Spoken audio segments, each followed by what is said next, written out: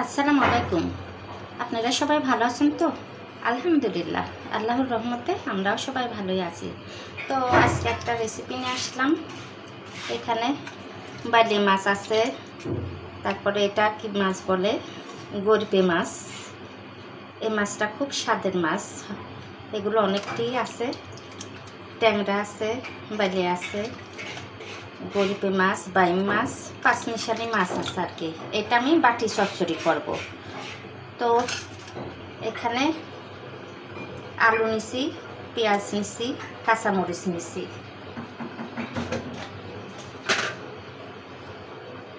আমি এখানে আদা রসুন বাটা দিলাম।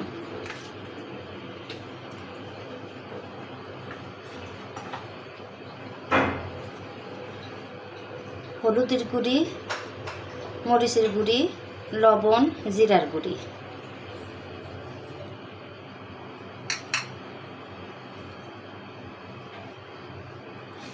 একটু সরষের তেল দিলাম।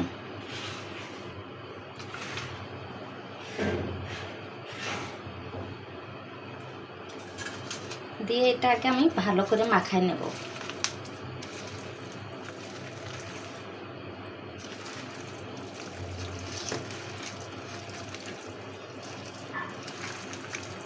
আমি এই বাটির মধ্যেই রান্নাটা বসাই দেব চুলার উপরে, ওই জন্য এটার ভিতরে আমি মাখাই নিচ্ছি।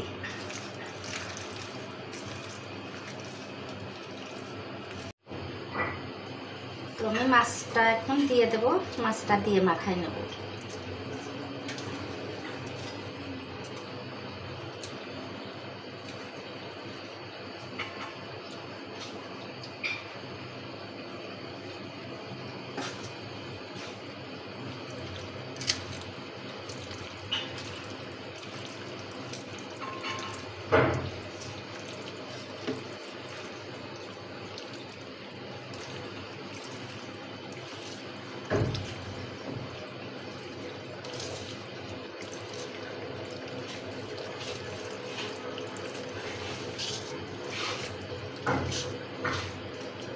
এটা একটু সামান্য পানি দেব।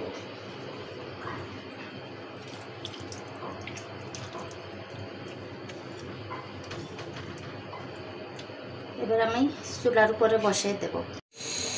আমি চুলার উপরে বসাই দিছি, এইভাবে ঢেকে দিলাম।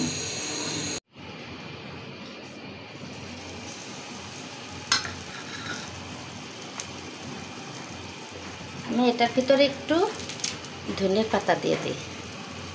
ধনের পাতাটা ছিঁড়ে দিই।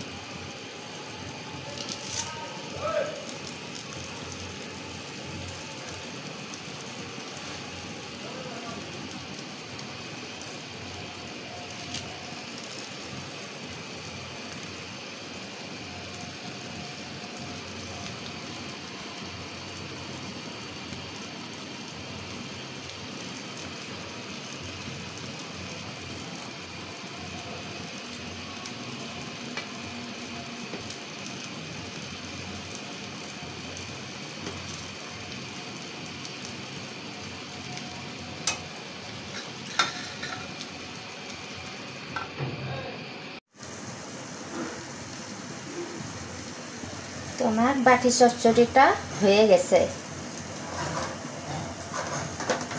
এই যে চতুর সাইডে পুরা পুরা যখনই হয়ে যায় তখন এটা খাইতে খুবই টেস্ট লাগে, ভালো লাগে, স্বাদ লাগে। এটা চুলার উপরে হইলে আরও ভালো। চুলার আগুনে বাটিটা বসিয়ে দিলে ওইটার স্বাদটা বেশি পাওয়া যায়। তো আমার চচ্চড়ি হয়ে গেছে, আমি এখন নামিয়ে নেব। তো হয়ে গেল আমার বাটি চচ্চড়ি। তো রেসিপিটা কেমন লাগলো কমেন্ট করে কিন্তু অবশ্যই জানাবেন।